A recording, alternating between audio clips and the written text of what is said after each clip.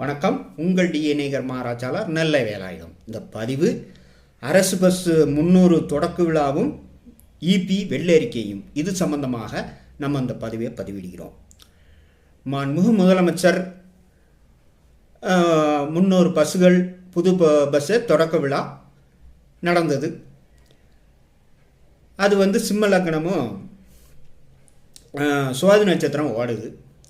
இது பொருள்பட்டு துண்டிப்பாக வருது. அதே இது ஈபியுடைய வெள்ளை அறிக்கையும் சிம்ம லக்னமும் சுவாதி நட்சத்திரம் அதுவும் பொருள்பட்டு துண்டிப்பு. அப்போ சென்ற ஆட்சிகள் அவர்கள்